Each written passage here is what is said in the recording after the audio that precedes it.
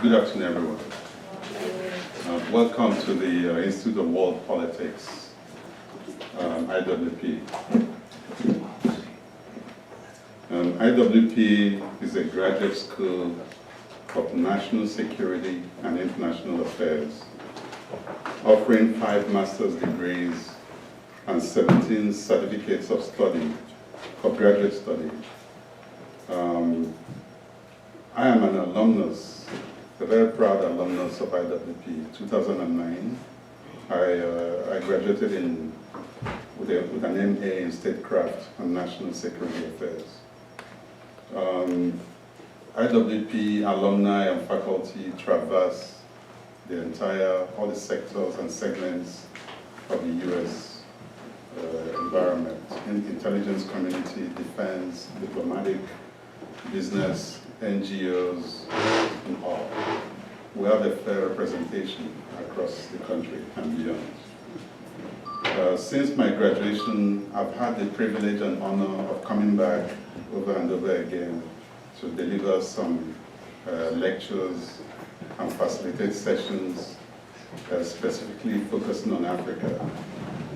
So it gives me particular honor and privilege to welcome Mr. Freeth, our guest speaker for today's session to the Institute of World Politics. If you permit me to just quickly run through the highlights of Mr. Freeth's recent activities. I know you have the pamphlets, so I'm not going to go through every line. Mr. Freeth MBE, who is member of the British Empire, Order of the British Empire, is the executive director of the Mike Campbell Foundation, and with himself and his late father-in-law, they had extensive agricultural investments in Zimbabwe. Eventually, their largest farming facility, Mount Carmel farm in central Zimbabwe, was taken over by the government of Zimbabwe under Robert Mugabe, taken over forcefully. Since then, Mr. Freeth has been actively engaged in seeking restitution, calling attention to the injustice that has been done not just to their group, but to other owners of extensive farming facilities in Zimbabwe. They have sought recourse through the SADC Tribunal, the South African Development Corporation, Southern Africa, the SADC community.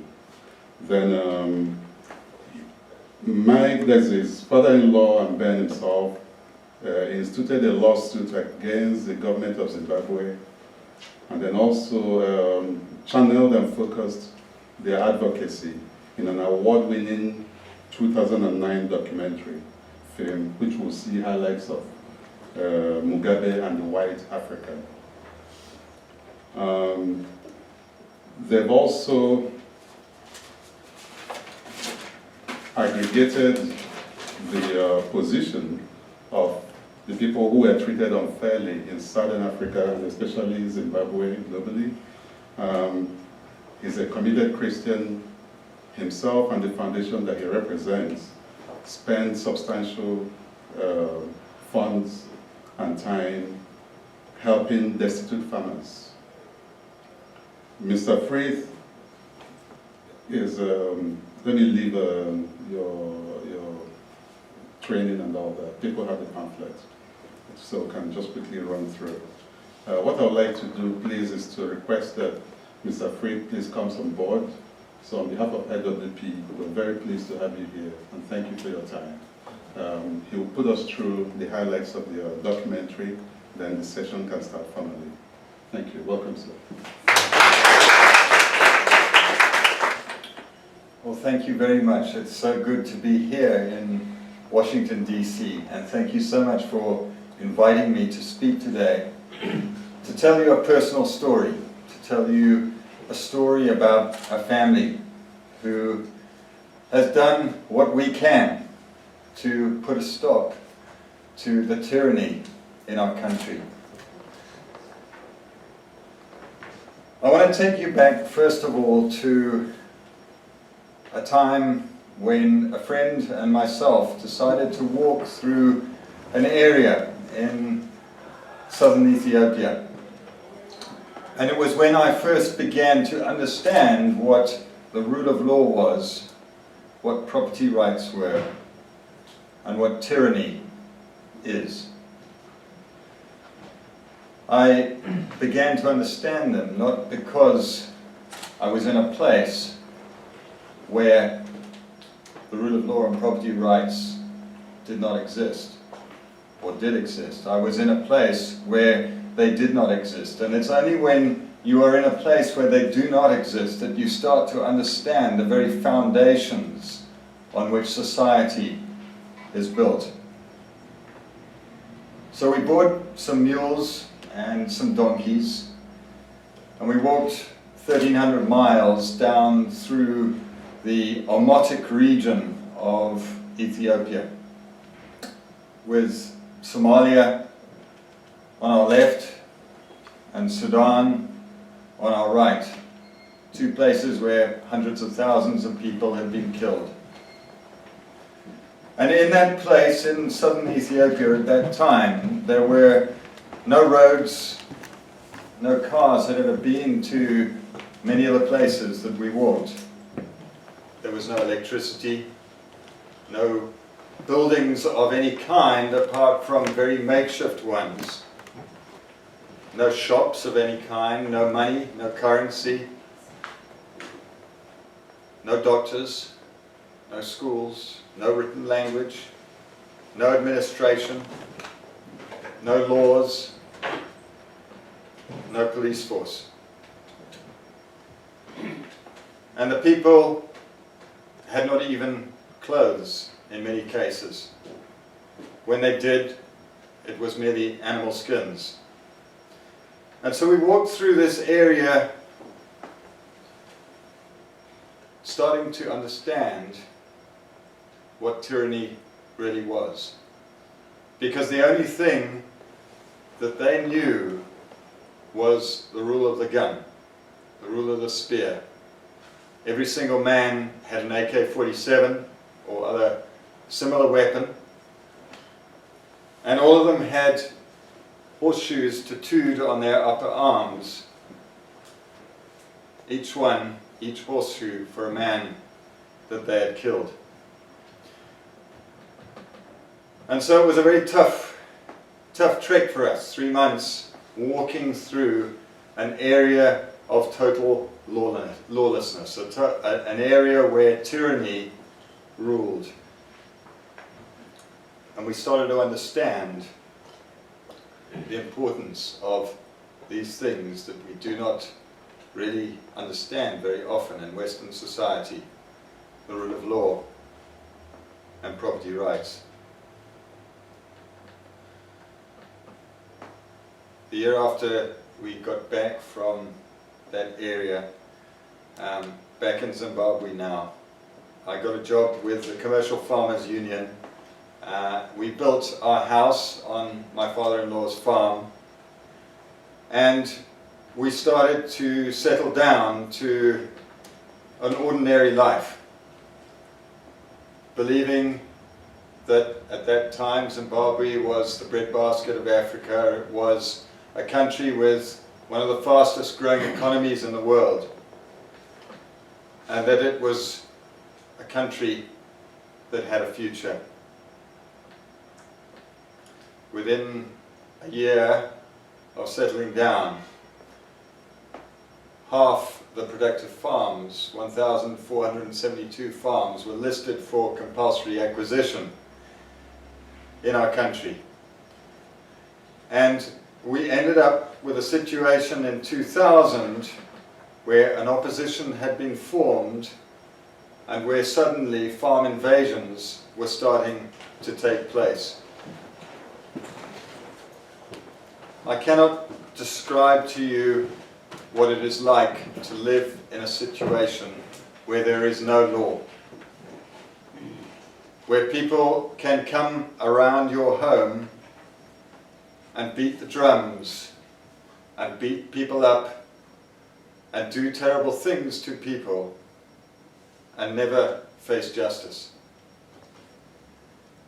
We went through this time in Zimbabwe, and it was right from the beginning that we started to understand, because of what happened to us, what it was like to live under tyranny.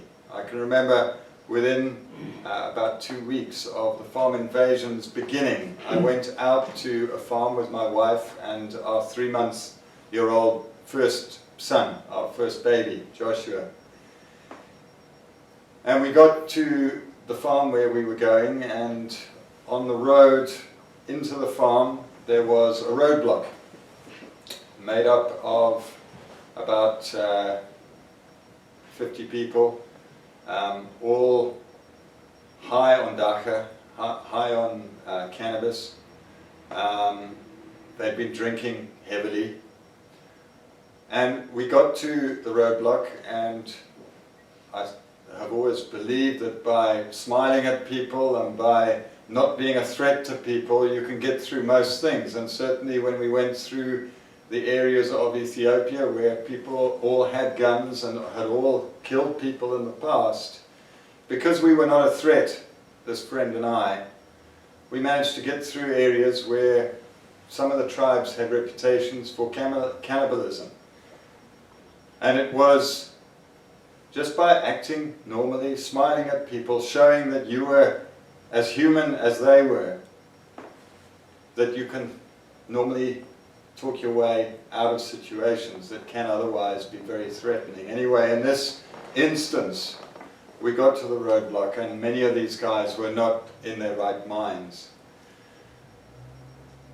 because they were being influenced by other things, and they were being whipped up into a political fervor of hatred through the hate speech and through the indoctrination programs that take place. And very quickly we had an axe through our windscreen. We had glass all over the car and on our 3-month-old baby. Rocks coming at us from all sides. And it was only by the grace of God that we got out of that situation. It was our Kristallnacht,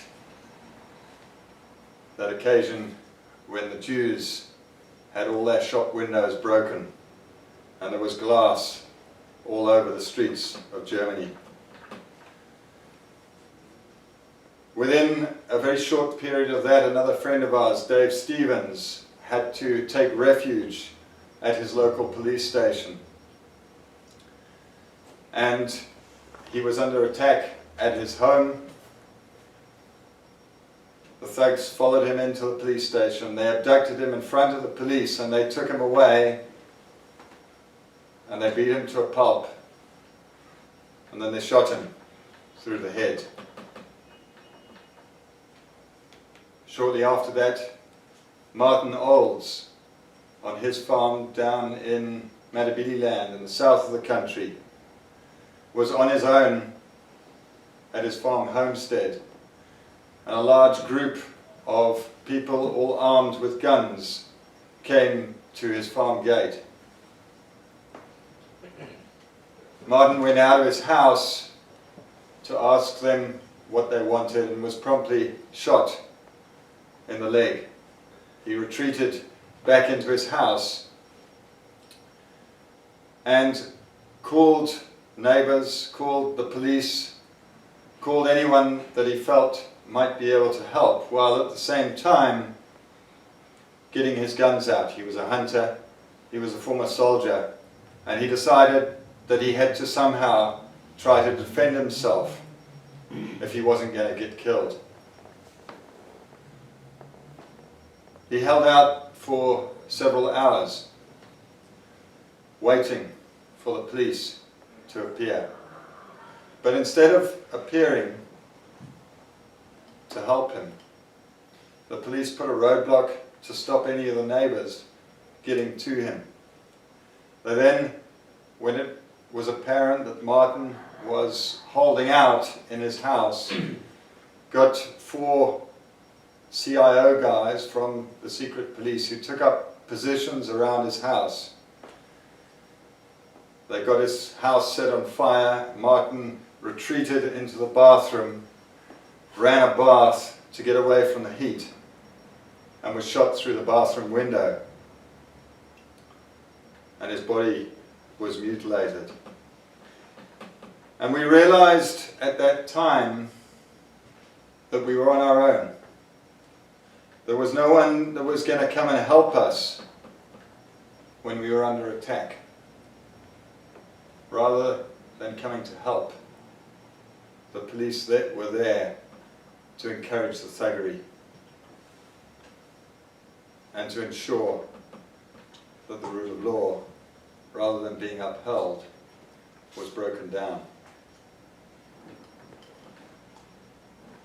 And so the question that we had to ask ourselves is, how could we protect ourselves in a situation where there is no rule of law?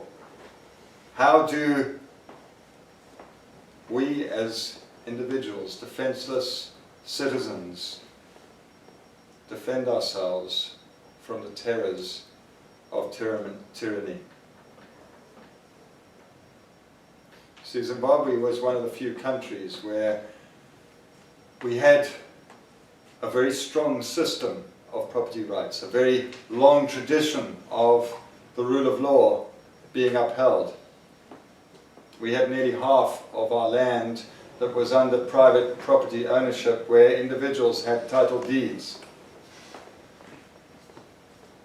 But gradually that was being whittled down, and by the year 2000 it was only about a quarter of the land area of Zimbabwe that had property rights, where people had proper ownership with title deeds.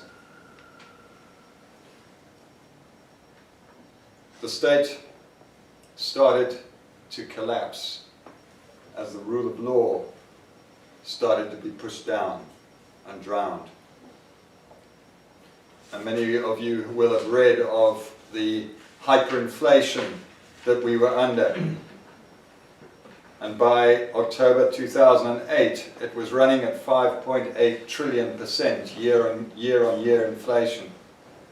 I was with someone just now, and he said that he was with an economist, he was an economist, and he was with a physicist at that time, and they were looking at the amount of money that was actually still that was circulating in Zimbabwe, and the physicist said there are more dollars in Zimbabwe than there are stars in the universe.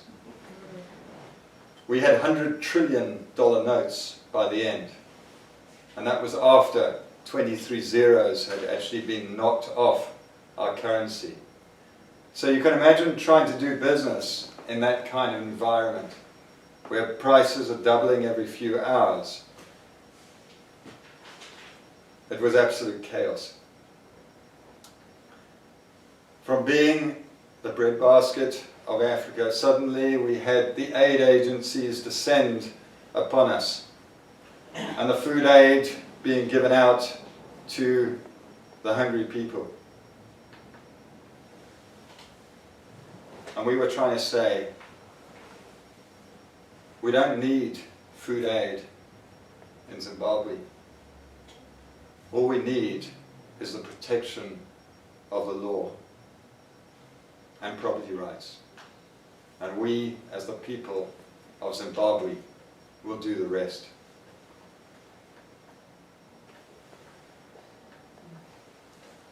So what could we do? What could we do as a family in this situation? How could we do something to bring back the rule of law? How could we use the law in a situation where the Supreme Court had been invaded by government thugs? The old Supreme Court judges had been intimidated, so eventually they had to resign. And a whole new set of political judges were put in place. How could we use the law when, even where we got High Court orders, and even where we had got a Supreme Court judgment, those High Court orders and that Supreme Court judgment was treated with absolute contempt. How could we stand when judges, policemen, lawmakers, senior army personnel, and every civil servant of any stature was being given offer letters to farms that didn't belong to them, so that they could walk on and chase the owners off?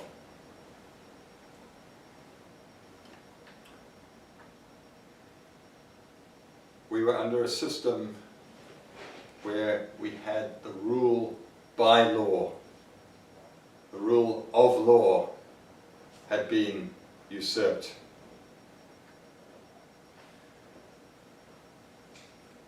New laws were made. Those people that were still trying to hang on, still trying to farm in this very, very difficult environment, still trying to stay in their homes, were suddenly criminalized. And we faced a 2-year jail term for living in our home and for committing the heinous crime of producing food in a country that was hungry.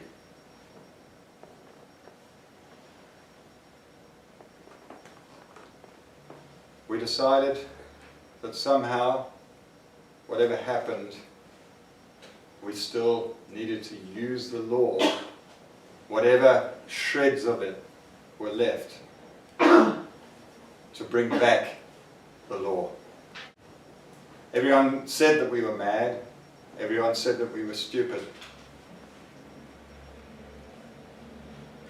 But we decided all the same that it was our God-given duty to try to do what we set out to do. And so we went to the Supreme Court knowing that all the judges had received farms, that we would not get justice in the Supreme Court, but somehow it would lead to something else.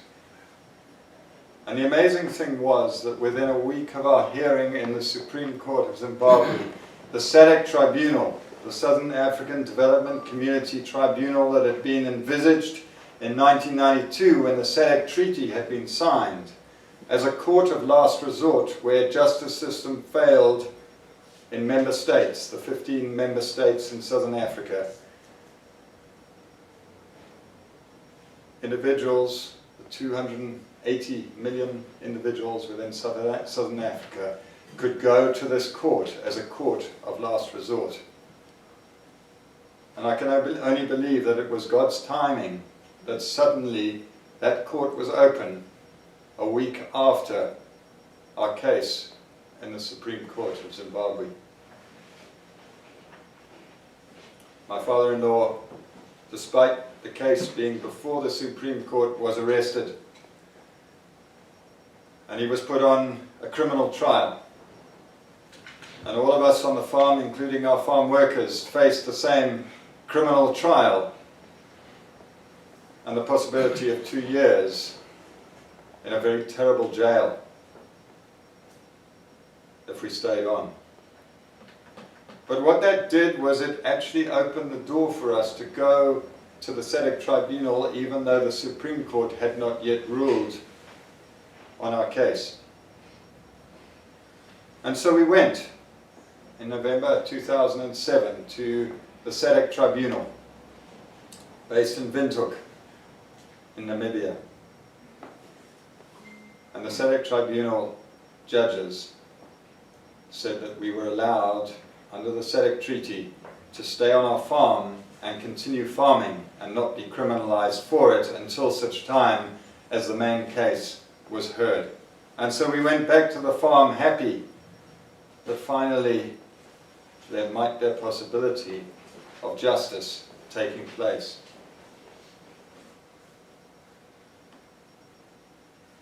We carried on farming, and then we had a terrible year in 2008 with election ahead of us. And the thing about tyrants who want to stay in power at any cost, their petrol, if you like, the petrol of dictatorship, the petrol of tyranny, is fear. Everyone has to be brought into absolute and total fear. Because if people are not afraid, they will not do what they are bid. And so we went through a time in 2008 where torture camps were set up all over the country, where people were brought for all-night meetings and terrorized in their communities. And certainly around us, our workers were made to go every week to these all-night pungwis, where senior military men would wave guns around and get people to point fingers at other people if there was any chance that they might have in some way said something that might have been sympathetic towards the opposition party, the Movement for Democratic Change. It was an old Maoist system where villages are brought together, and then by morning, after the fingers are pointed, the people that the fingers are pointed at are then brought into the center of the village and publicly beaten, often very horrifically, with hundreds of people dying at that time in public beatings.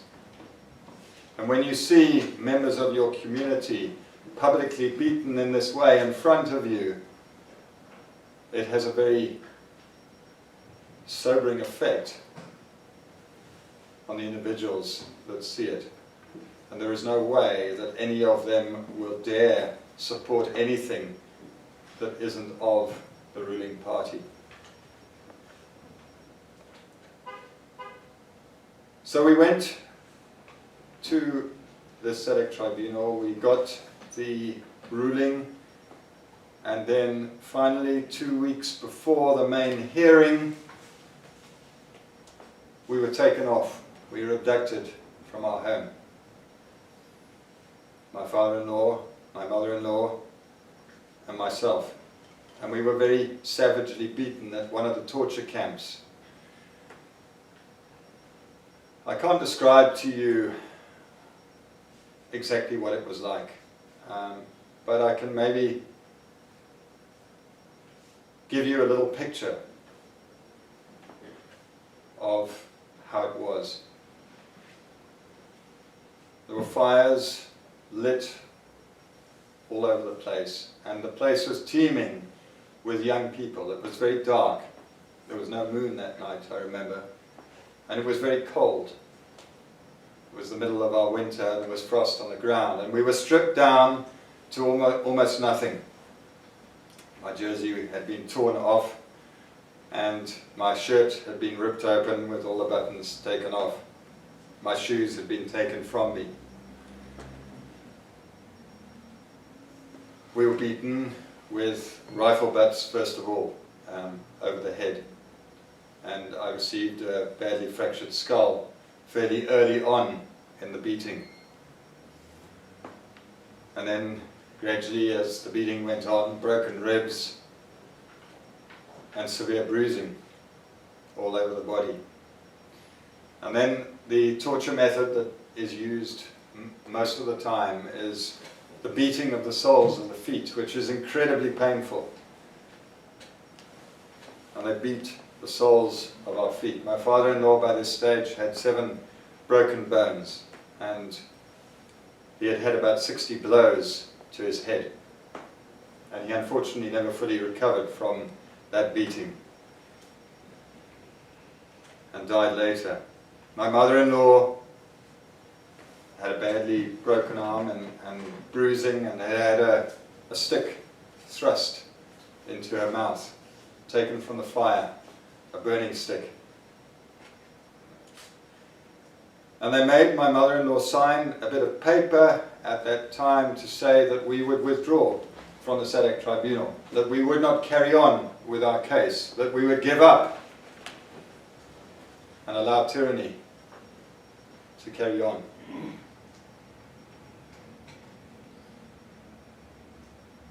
By God's amazing grace, that night, we were saved, and we weren't killed.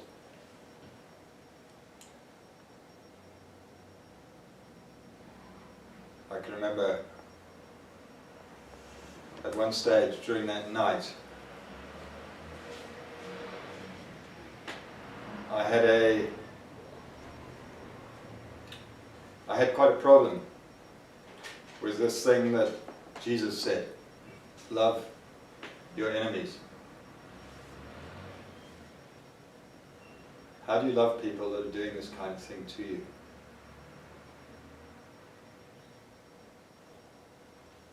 I couldn't find it in my heart to love the people that were doing this to us.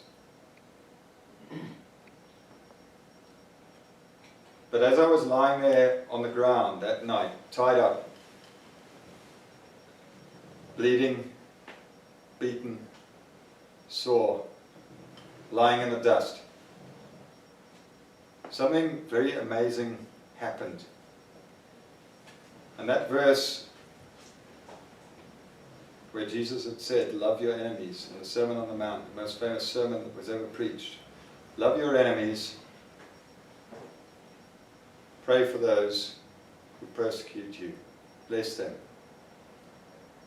I suddenly had an incredible love, and it was not natural. No one could naturally love people that were doing this to you, to your family, to your friends, to your workers, to your country. I had this incredible love, supernatural love for these young people that have been taken away from their schools, taken away from their families, indoctrinated into hatred, and made to do terrible things to their people. And as I was lying there on the ground, I reached out with my hands, and my hands were so tightly tied that I had no blood left in my hands. The nerve damage is still slightly there, but the healing has been incredible. I reached out to the nearest pair of legs and I said, may the Lord Jesus bless you. And it was the most incredibly freeing experience for me when that actually happened. We were saved that night. And after various operations, 2 weeks later, I was in a wheelchair at the SADC Tribunal in Windhoek, in Namibia, able to carry on this fight for justice in our country. This fight against tyranny that was ruining a country that was so wonderful only a few years before.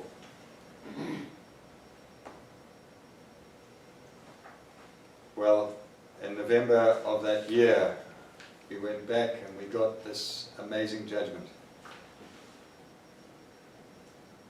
And even though the judgment has not been abided by, it is a final and binding judgment. We went ahead end of that year and we planted all our crops. And then in April, just after the President had his birthday speech and said that he was not going to abide by what the SADC Tribunal said, we were again under serious attack.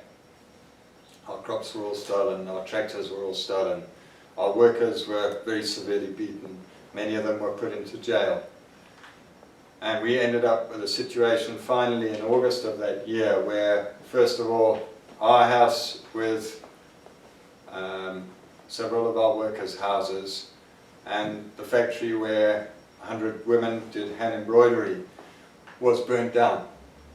And then 3 days later, my father-in-law's house was burnt down.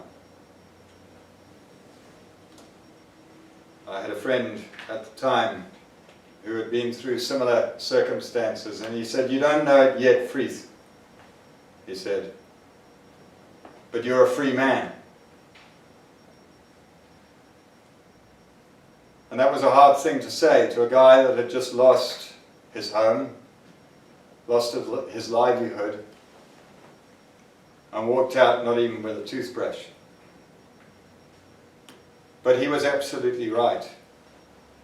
I was a free man. And suddenly we were able to do the things that we needed to do with full commitment. Because while we were on the farm, we were in a situation where they would come around our house. I can remember one night they came around our house. The police had been a few hours before, and they had delivered a whole lot of tyres to the thugs who were at my parents-in-law's house at the time. And that night the thugs came with those tyres, and they lit the tyres around our house. And then they beat metal plough dishes with big metal poles, so that the noise was absolutely terrifying. And then they broke through 2 of the doors at the same time, dragging these burning tyres with them into our house. Our house was a thatched house. And we were given 5 minutes to get out of our house. Amazingly, our house didn't burn down on that occasion. And amazingly, what did happen on that occasion was that through various interventions, other policemen did arrive, and although no one was arrested for what they were doing, they were cautioned and told not to carry on with what they were doing that night. But we were living in a situation of total fear, a situation where we were not free to do what we needed to do to fight for justice in our country. "You're a free man," my friend said when our house finally burned down. And so we have carried on this fight for justice. What then happened was that our president managed to close down the court. The SADC Tribunal, there for 280 million people in southern Africa, closed down by a group of leaders without any legal process, without any democratic process, because they didn't want justice to catch up with them. And so we took a case to the African Commission on Human and People's Rights. We've started then looking at how we could create accountability within our country, and obviously where the law courts are completely compromised, this is very difficult. But through international law, through the Rome Statute, through the Hague, there are instruments that we can use where the Rome Statute has been domesticated in individual countries around the world, where when the perpetrators of crimes against humanity land in those countries on their shopping trips, they can actually be arrested. So we've put together a whole docket of affidavits written by farm workers who have had terrible things happen to them, so that accountability can be around the corner at some stage. We are looking at what conventions we can use, international conventions within the United Nations, and we're going to New York next week to the UN to see what we can do in that line, because we believe very strongly that there are instruments that we can use to put pressure on people that feel that they are above the law, that feel that they are immune from any justice ever catching up with them. We are able now to work with the farm workers, the forgotten people, the people that have ended up with no jobs, with no income, often with no houses, unable to send their children to school, unable to very often clothe their children adequately. And so to work with these people and to give them hope that there are ways that they can survive in the situation that they are in while we wait for the day when justice comes, when the rule of law comes back, when enough of us are standing strong to ensure that our country has a future. So those of you that have not seen the film, I would encourage you to see the film. Those of you that have not read the couple of books that I have written, I would encourage you to read those books and to look at what it is that we should do. Not only us that sit in that situation in Zimbabwe, but you who have the vast and often unappreciated benefit of living in a country where the rule of law exists, where you can send your children to school, where you do have adequate clothes and adequate food for each day. Because I believe that this is not just a problem for us in Zimbabwe, this is a problem for each of us as fellow human beings. And we all need to stand together for the things that are good, the things that are right, and the things that are godly. I thank you.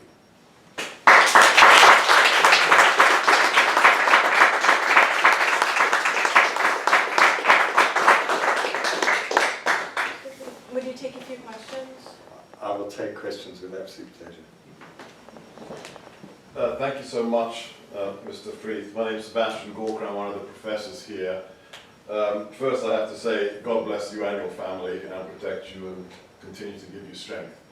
I watched this film about a year ago, and it left me utterly speechless, despite the fact that my parents grew up in a dictatorship, and I get to live in one of the most free countries in the world.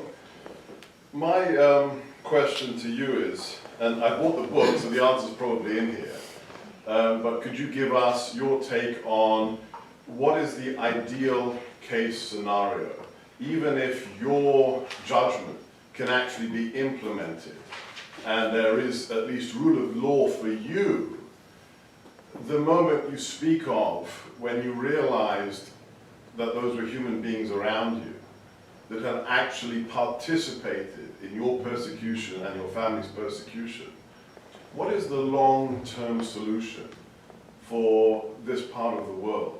Is it really just education and time, or do you see any potential shortcuts to that rule of law that is so needed in that part of the world? I think one of the places that really gives us hope, you know, during the time of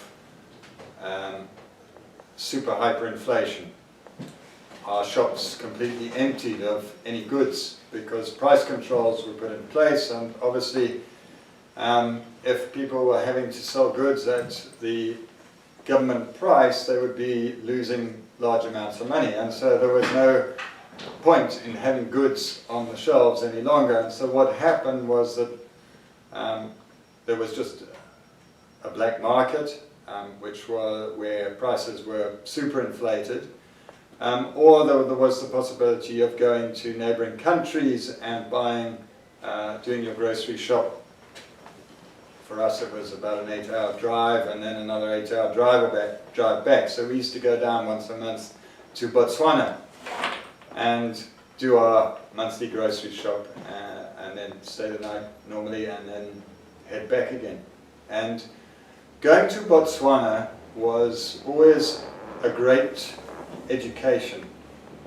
And I've since been to Gaborone, to the capital, and I've spoken to many of the government ministers and the people in government in that country. And I'm always absolutely filled with hope that here is a country that was, at time of independence, the third poorest country, I believe, in the world, and through good policies, through the rule of law, through the encouragement of investment, through the protection of investments, that country became the richest country, bar one, in the whole of Africa. And it wasn't just diamonds. They had the fastest growing economy in the world before diamonds were even discovered. And for a period of about 3 decades, decade after decade, that country had the fastest growing economy in the world. There were many other countries with diamonds, and Zimbabwe is one of those countries where the Marangi diamond fields, for example, that were discovered in 2009, had, some said, 25% of the world's diamonds, and yet there we are, right at the bottom still, with a GDP per capita that is shrinking. And so there is Botswana as a light to us. And I go back, in fact, you were quite right, the answer is in that book, When Governments Stumble, where I look at Botswana as a case study and see how that came about. What was it that took place that ensured that that country could go forward where so many other countries were going backwards?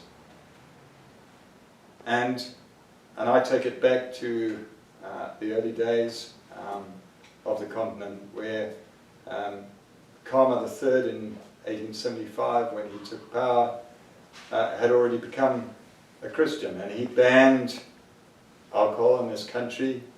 He realized that his people were not ready to be able to have the problems of drunkenness and all the rest of it. He banned the ritual killings that took place when the regiments came of age, and he got the regiments, rather than going off to fight each other or other tribes, he got them building schools, he got them doing community work.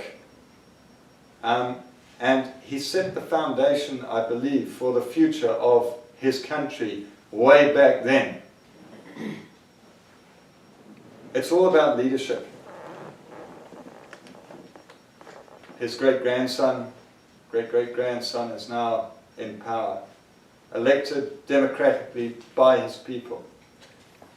And he carries on in the traditions of his forefathers.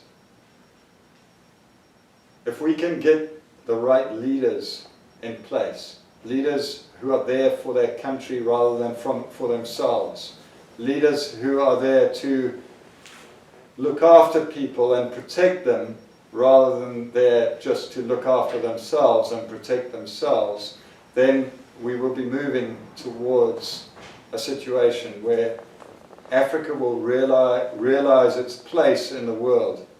At the moment, only 1% of foreign direct investment goes to that vast continent of Africa, and yet we have 30% of the world's agricultural productive land that could be used to feed the world.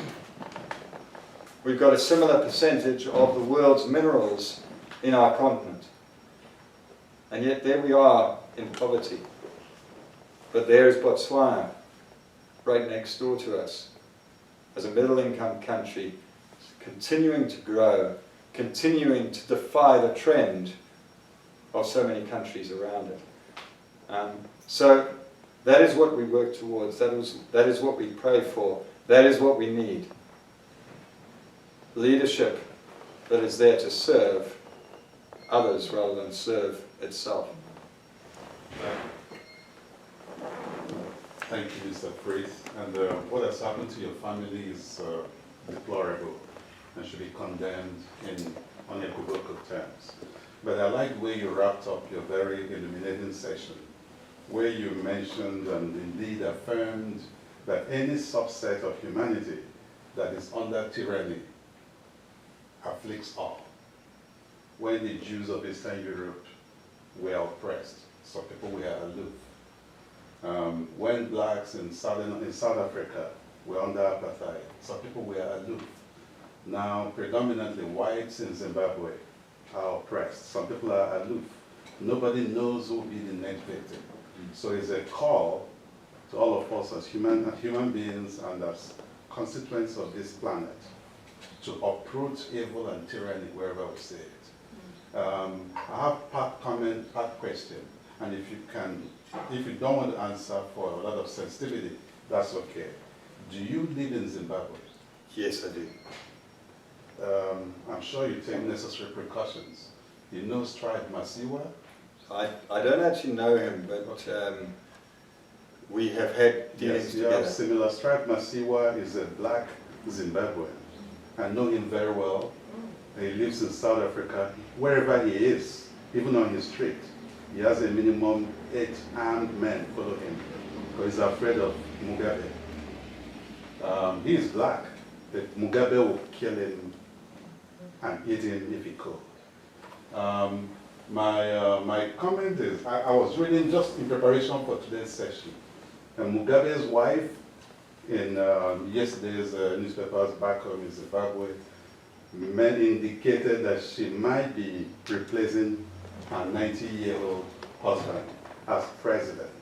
Mm-hmm. We know that there's no democracy in that kind of environment. So if this happens, will this be extending the realization of the hope that you have? Or what do you think? How do you handle that kind of situation? Well, yes, I mean, the president is now 90 years old. He is the oldest head of state in the world at the moment, and his time is obviously going to end at some stage, as all our times will, but his time is probably closer than most of ours. His wife is many years younger than him. She is 49 years old, so she presumably would have a lot longer to go than he has got. And certainly, if she was to take power, it would be a disaster for the country.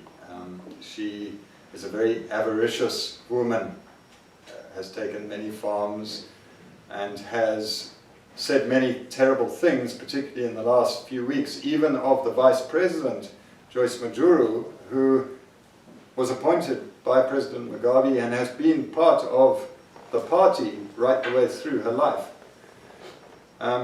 So we've got a situation where Grace Mugabe is suddenly, in the last 3 weeks, entered the political arena. She realizes that her husband will die at some stage, and she wants to be in a position that when he does die, she will not be left out in the cold. In fact, she wants to be put in the highest position of the land. So yes, I think it would be an absolute disaster if she did come to power. However, one thing that has never happened before in the ruling party is that there has been open dissent, open fighting out in the public arena between members of the ruling party.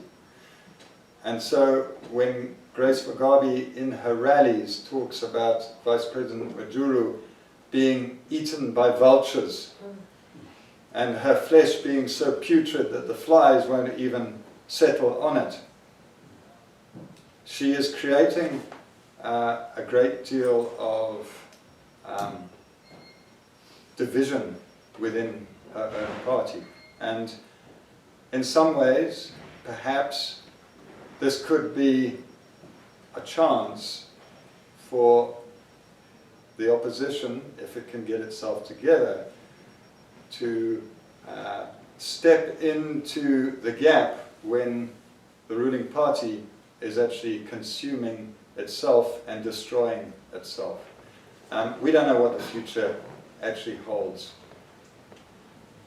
I believe very strongly that we as individuals just need to do our part with our full hearts in whatever way we can, and somehow that will lead to a future that is good for everyone.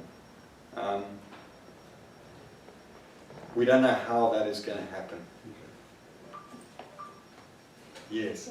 Hello. Having grown up pretty much, I'm from Zimbabwe, so I grew up under the whole regime. And I basically call ourselves like a generation of lost opportunities. We grew up at a time when there was no education was pretty much non-existent. So I worry for most of the other people that have grown that are still in Zimbabwe. I only know that's all they know. But one of the problems I seem to usually have when I'm thinking about just African policy in general is the idea of most of these things we find are just an idea of how people move on from post-colonial eras, and it's usually a really touchy subject where we don't really want to maybe address, and so that's part of what Zimbabwe's problem is, that we just didn't find a solution of moving past post-colonial mindset. And then becomes the hate speech that you talk about, and it's easy to brainwash people to think, most of these people, I was watching the video, and I've watched it before, and today it was just starting to see how most of these people who are at the farm and telling them, oh, this is not your home, they're very young people, and to think that, they weren't war veterans who could have at least said, oh, I fought for this, I have some maybe close tie to it. So it's the question of how do you have any idea of how policy of rule of law, because even now if we try to enact policies, there's still this mindset of let's create a policy that's going to, I don't know, give more to the African, give more to the black African person, and how do we create an equal opportunity? You are Zimbabwean, and having that knowledge being put into mind that it's not white or black, but it's moving over from, the post-colonial, forget what happened in the colonial, not necessarily forget, but, move on in a constructive way. Yeah, I think, this is often the problem. Many of our leaders continue to look over their shoulders and blame all their current ills on the past. And, Mugabe's had 34 years to build the country. He inherited a country that had the most educated population in the whole of Africa. He inherited a country that was the second most industrialized country in Africa. He inherited a country that had good institutions, and he could have used that to make Zimbabwe into the jewel of Africa. He could have done what Khama has done in Botswana and made Zimbabwe even far better than what Botswana is today. And instead, he decided that no, he wasn't going to do that. He was rather going to do everything that he possibly could to entrench his power and make power more important than the people. And very often, what these guys do is they blame, we saw it in Hitler's time. They blame all the ills of the country on someone else. In Hitler's time, it was obviously the Jews. In Mugabe's time, it's the whites. But the attack is not just against the whites. In fact, the attack is far more against the people of the country as a whole. And the propaganda war is just, it's the whites that are the cause of all the problems. How we get people to move on, well, that generation is dying out. I believe that there is a new generation, there's a young generation, there's a generation that doesn't want to know about all that anymore. They want to look forward rather than backwards. They want to see a country that is taking its place in the world rather than becoming the laughingstock of the world. They want a future for their children. And I believe that we are, in Zimbabwe, we've got a wonderful population. It's just a very small percentage that is causing the problem for everyone else. And that very small percentage, yeah, they're going to cling on to power right to the very end. But I think when it crumbles, and we've seen it in other countries around the world through history, when it does crumble, and we do get proper leadership, it won't take very much for Zimbabwe to become the fastest growing economy in the world, having been the fastest shrinking economy in the world. And we will be able to take our place as a country that everyone will look to and say, wow, look where that country was, look where it is today. Yes. My name is Jocelyn, and thank you for your testimony. I hear that narrative a lot. The narrative that leaders come to power and they try to enrich themselves is for their own personal good. I like to challenge that narrative because sometimes it's not just for them, because they realize that they are individual. So one individual cannot have 1,000 cars, he cannot have 1,000 mansions. So you have to think that it's not only for them. You have to look elsewhere. And then the second thing is people build monuments precisely to remember the past. You cannot build the future if you don't have monument, if you don't have the past. It's normal. We have World War II memorial here, we have Vietnam memorial, we have everything from the past. It's important that we have a past. So when you say that we have to forget the past and look forward, the younger generation looking forward, that's the wrong younger generation. We want a younger generation that looks in the past, learns from the past, and carry it for looking forward. So yeah, I'm a great student of history, and I've never ever said that we should forget the past. Okay. Never ever. Okay. So you took the words a little bit wrongly there. I see. I believe very strongly that we need to look to the past and learn from the past so that we can look to the future and go forward in the future. Exactly. We cannot, you know, if we all walk forwards by looking backwards, we're going to come up across the table and stumble, and it's not going to work. Yeah. We have to look where we're going and have a vision for the future if we're going to reach that place where we all want to be. Black, white, small, big, young, old. We want a future. Exactly. Coming back to the first point though, we have to look a little bit how we can better that narrative that the leaders that are in place in all dictatorships in Africa and elsewhere, or in all the tyrannies, they are only in there for themselves. I think we have to look for a better way to put that story, or to a better narrative, because that narrative alone will not stand, because it's not for themselves. They have, I think we've seen they have in the South wrong Africa. method, the wrong technique. We need to teach to the younger generation that the approach that Mugabe is taking is failing, because it's a technical thing. It's a technical thing. Show them the better way to do it. Show them better leadership, but not just saying that, well, he's just doing that because he's greedy. That narrative does not stand. Well, I think we've seen South Africa. We've seen how Mandela stepped down after 5 years. He did a great job in South Africa in those 5 years, and he handed over to the next guy. Exactly. And in Zimbabwe, we have got a leader who has been there for 34 years, and he will be there until he dies if he can. Exactly. You remember that And he's not moment looking to the when future. you were challenged by your abductors, and then you were down, and then you put your hands together? That's gesture. That's the gesture that we want. The gesture of saying that despite everything, you know, and you said it perfectly, and that's the one that I want to follow, you know. And you said, I had a supernatural love. It is supernatural, you know. And then we have to teach them that this is the only way we can move forward.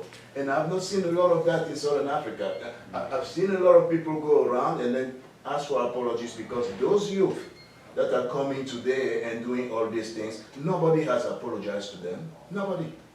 Yeah. On this issue, can I ask, going to the... You know, the Pope and everybody, all the leadership, the religious leadership, come and say, we apologize. Can I try and bridge the gap between future and past?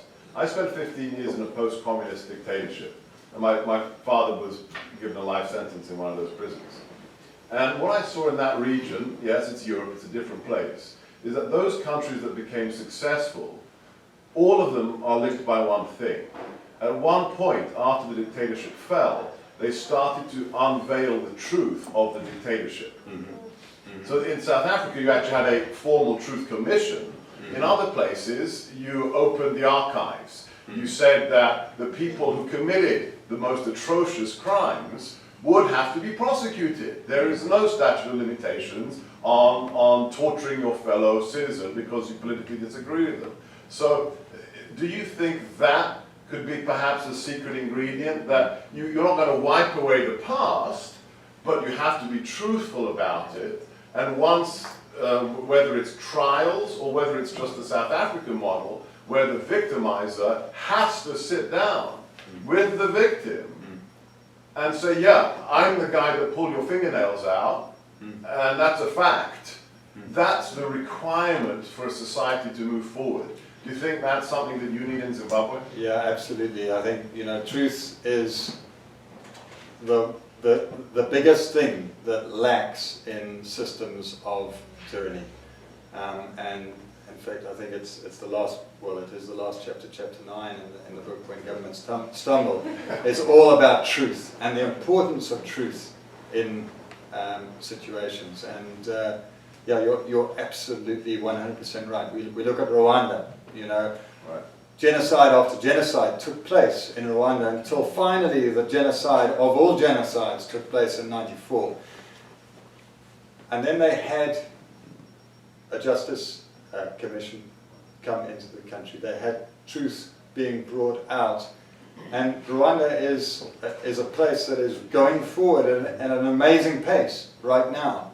Only 10 years later, 20 years later rather, because they faced the truth of what they had done to each other and were able to get over what had happened and look to the future as a result.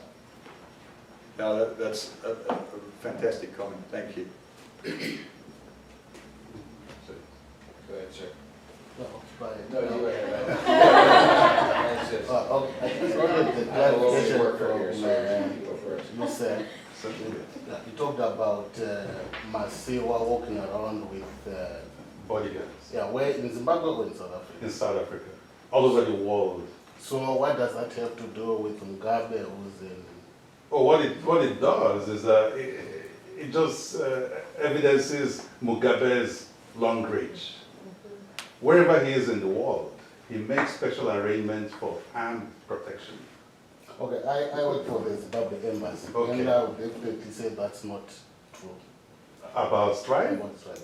No. You're Okay, he might have armed guards, yes, but not because he fears Mugabe. You've declared your affiliation, so I'm not No, going I'm with the to. Zimbabwe embassy. Yeah, that's fine. So I'm not going to speak anymore on that.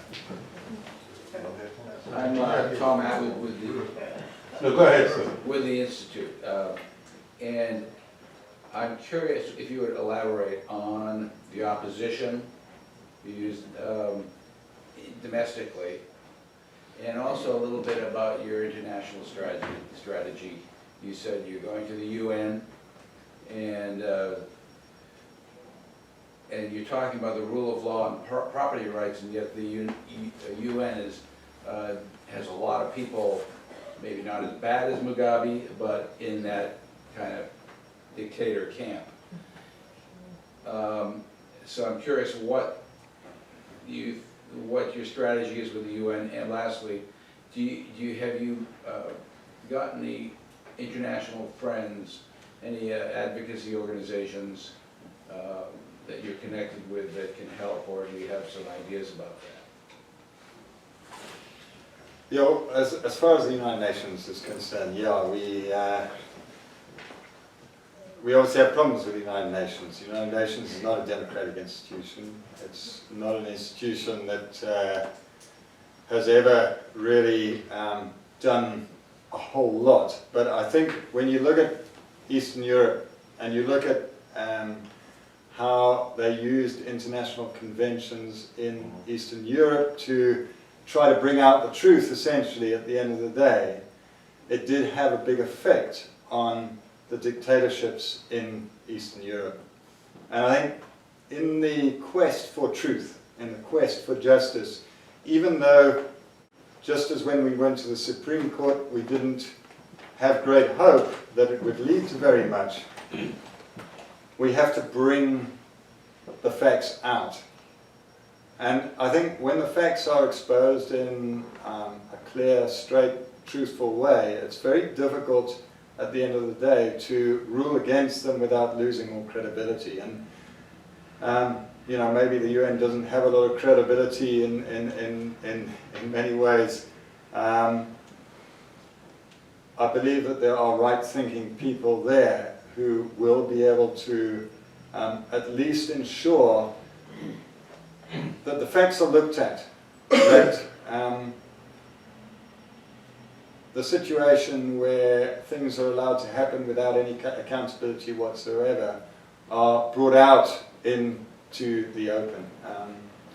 You know, openness is a big part of the quest for truth. And the glasnost that was talked about by Gorbachev is such an important part of getting rid of tyranny in societies.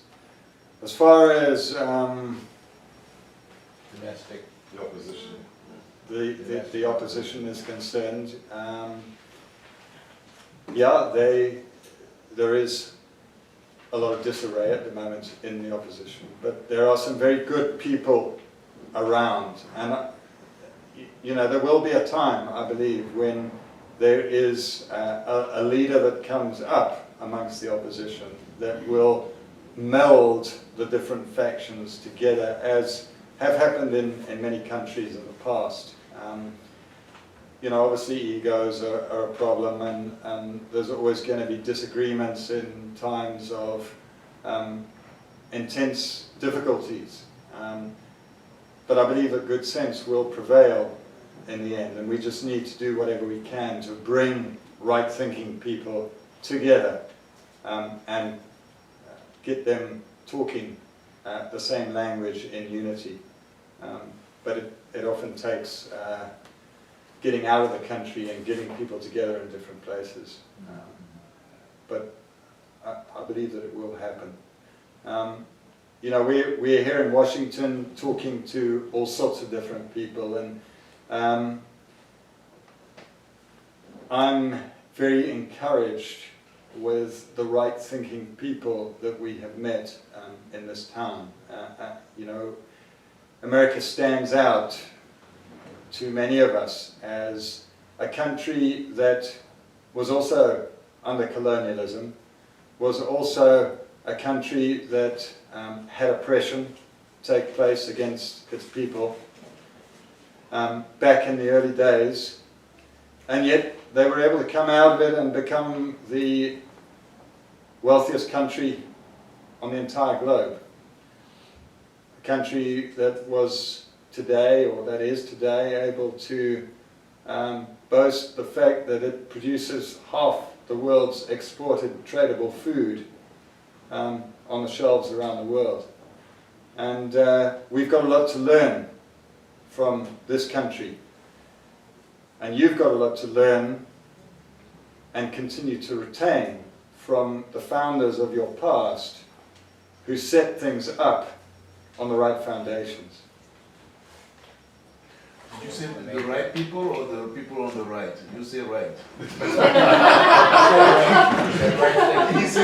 have time for one more question. Yeah. My name is Frank. I think in quadrants, so a few of my friends, and I think I like to think in words that give me hope as a person. The narrative that we've been shown today, or we've heard today, is gripping for the atrocities. My concern is about the hope and the changes and the future. I do believe that you have a great story. You've told it nicely. But if I take the quadrant where I reason as a common person, I usually ask myself in the quadrants, where do I fit? And what is the message I want to take away? there's injustice everywhere, whether in Europe or elsewhere, or in the Americas. But I'd like to add to your presentation today is that I like a situation where you tell the story again, you're able to create the hope for the future. There will always be bad leaders, there will be terrible people, there will be injustices. But I'd like to see a narrative that also leaves a final conclusion as to where we want to go. As an African, I'd like to hear the story of where I'd like to be in 3 years, in 5 years, in 10. Whether there's a Grace Mugabe in position or elsewhere. If you do not create that hope, the message is merely about injustices that become what is ingrained in our spirits and our souls. You talked about the spiritual aspect of how you reached out, which is a wonderful part of this narrative. All I'm just asking is, you may want to reflect a little bit, given all the materials you have, to create a part, whether to leave the people in the room with a question about how that future, which will reach out here in the United States, can be created in Africa. Africa has at least 55 countries.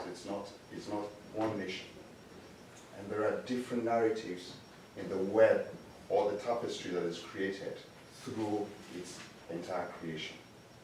So just my own suggestion or my appeal is to find a place, not to create that picture of the African continent that there is no light, but one where there's hope that will give the new generation the opportunity to reach out and also enjoy the freedom that we come here to share. Thank you. Thank you very much for that. You know, hope is such an important part of each one of us, and certainly I would not carry on in Zimbabwe if I did not have hope that one day we will get out from under the yoke that we are currently under and be able to move forward into a place where we are, as I said earlier, the fastest growing economy in the world, where our children are educated, where our health facilities work, where our infrastructure is built up. That is the hope that I believe in. That is the hope that I saw in Botswana when we used to go there on our shopping trips. But I cannot leave you with a situation where I give you false hope.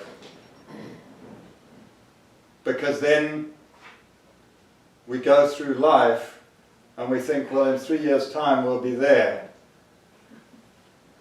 But we're actually not. And that leads to hopelessness when we have false hope. So I think we have to be real, but we have to understand what it is that is going to bring hope. And I think it was put very clearly a little bit earlier that truth brings hope. Justice brings hope. The rule of law brings hope. And those are the things that we are striving for. Thank you.